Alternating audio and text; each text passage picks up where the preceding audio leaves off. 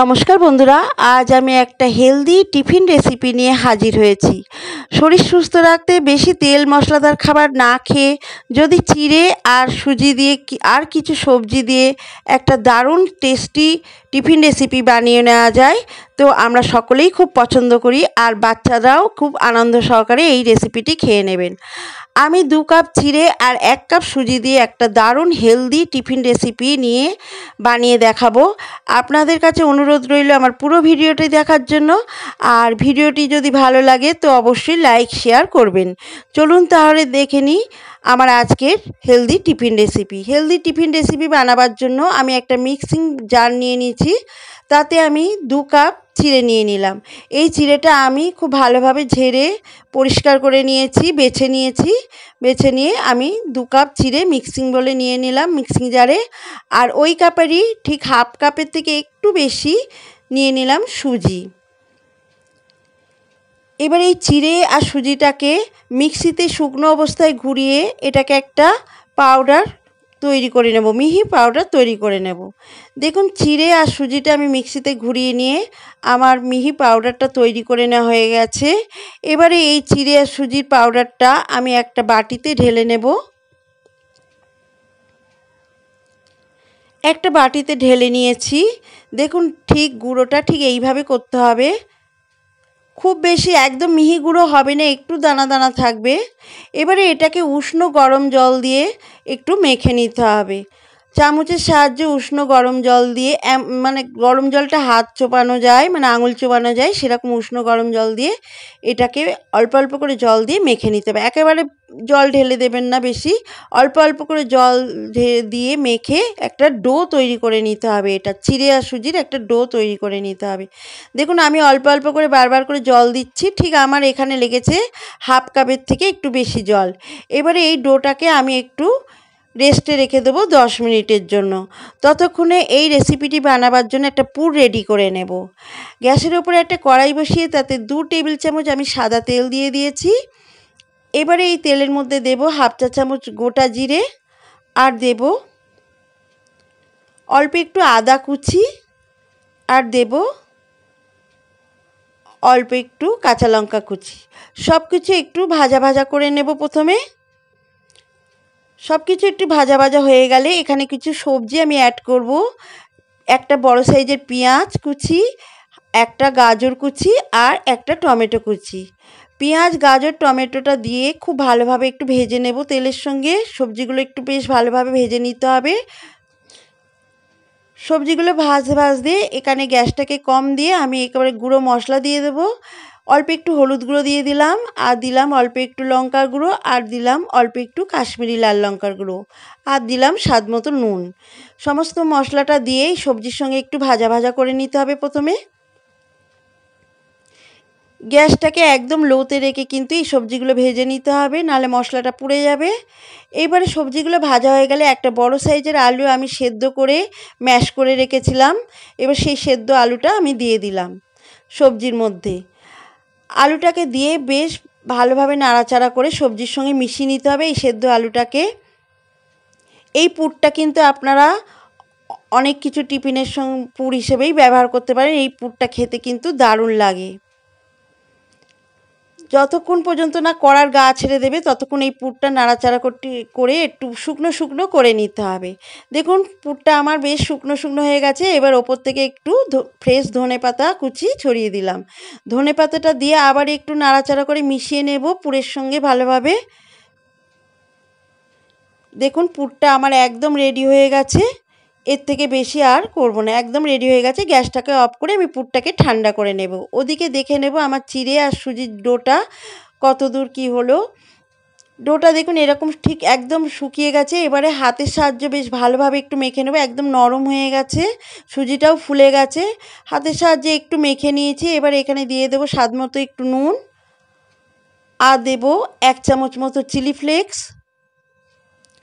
আর দেব একটু ধনেপাতা কুচি। চিলি ফ্লেক্স, নুন আর ধনেপাতা কুচিটা এই চিড়ে সুজির ডোয়ের সঙ্গে বেশ ভালোভাবে হাত দিয়ে একটু মেখে নিতে হবে। আর এখানে দিয়ে দেব আমি 2 চামচ মতো সাদা তেল। তেলটা দেওয়ার কারণে কিন্তু হাতে বেশি লাগবে না, নাহলে চিটচিট করবে, তাই জন্য আমি 2 চামচ মতো সাদা তেল দিয়ে দিলাম। তেলটা দিয়ে খুব ভালোভাবে ডোটাকে রেডি করে নিয়েছি। দেখুন ঠিক ডোটা রেডি হয়ে গেছে, একদম নরম সফট একটা ডো করে নিতে হবে ঠিক এইরকমভাবে। এবারে এই ডোটা থেকে অল্প অল্প লেচি নেব আমি। লেচি নিয়ে দু হাতের তালু দিয়ে বেশ ভালোভাবে একটু গোল করে নেব। গোল করে নিয়ে একটা বাটি শেপ দিয়ে নেব। দিয়ে নিয়ে যে পুরটা আমি রেডি করে রেখেছিলাম সবজির, সেটাকে ঠান্ডা করে নিয়ে এর মধ্যে ভরে দেব। দিয়ে এইভাবে মুড়ে দেব।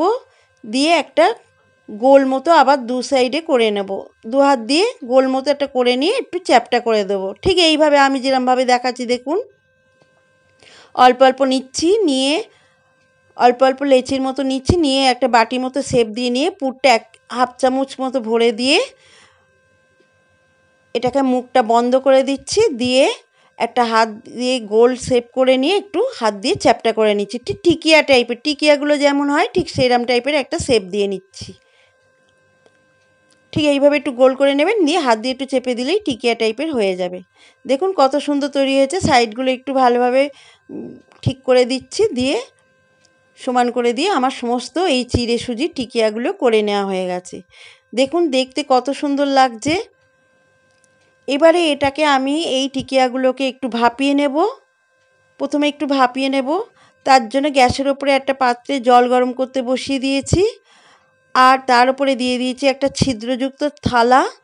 এবার থালার গায়ে অল্প একটু তেল ব্রাশ করে নিয়েছি, যাতে যখন আমি এইগুলো ভাপিয়ে তুলবো যাতে সহজে উঠে যায়। একটু তেল কিন্তু অবশ্যই লাগিয়ে নেবেন থালার গায়ে, ওই ছিদ্রযুক্ত থালার গায়ে লাগিয়ে এবারে এই চিড়ে সুজির এই যে টিকিয়াগুলো আমি একটা একটা করে বসিয়ে 7-8 মিনিট মতো ভাপিয়ে নেব। 7 থেকে 8 মিনিট মতো ভাপিয়ে নেব মিডিয়াম আঁচে। একটা ঢাকা দিয়ে দেব, দিয়ে 7 থেকে 8 মিনিট এটাকে মিডিয়াম আঁচে ভাপিয়ে নেব।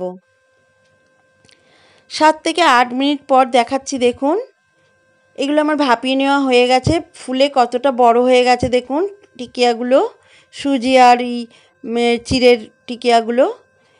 আমি 2 ব্যাচে এইগুলোকে ভাপিয়ে নিয়েছি, 2 বার করে ভাপিয়ে নিয়েছি, মানে একবারে ধরেনি বলে 2 ব্যাচে আমি এটাকে ভাপিয়ে নিয়েছি এগুলোকে। এবার ভাপানো হয়ে গেলে গ্যাসটাকে অফ করে একটা প্লেটে আমি এগুলোকে নামিয়ে নিচ্ছি। দেখুন একটা প্লেটে নামিয়ে নিয়েছি। এগুলো কিন্তু শুধু শুধু এইভাবেও সস দিয়ে খাওয়া যায়, ভাপিয়ে নিয়েও কিন্তু শুধু সস দিয়েও খাওয়া যায়। আর দেখতে কত সুন্দর হয়েছে দেখুন টিফিন বা নাস্তাটা, কত নরম সফট হয়েছে দেখুন, আপনাদেরকে দেখাচ্ছি একদম নরম সফট হয়েছে, খুব সুন্দর নরম এবং সফট হয় এই চিড়ে আর সুজির এই টিকিয়াগুলো। এবারে এটাকে আরও টেস্টি করে নেওয়ার জন্য আমি একটু ভেজে নেব, তার জন্য গ্যাসের ওপরে হালকা একটু শ্যালো ফ্রাই করে নেব। তার জন্য গ্যাসের উপরে একটা ফ্রাই প্যান বসিয়ে দিয়ে তাতে 1 চামচ মতো সাদা তেল দিয়ে দিলাম।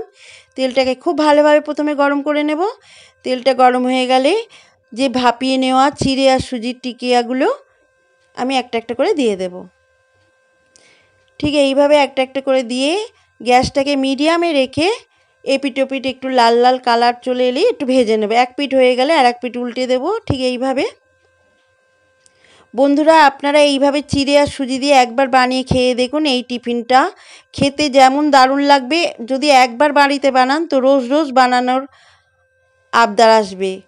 আর বাড়িতে যদি ছেলেপুলেরা থাকে তো বাচ্চারা তো খুব আনন্দ সহকারে খেয়ে নেবে। এই সুযোগে ওদের খানিকটা সবজিও খাইয়ে দেওয়া যাবে, ওরা তো সবজি খেতে পছন্দ করে না, তাই এইভাবে যদি টিফিন বানিয়ে দেন ওরা খুব আনন্দ সহকারে খেয়ে নেবে।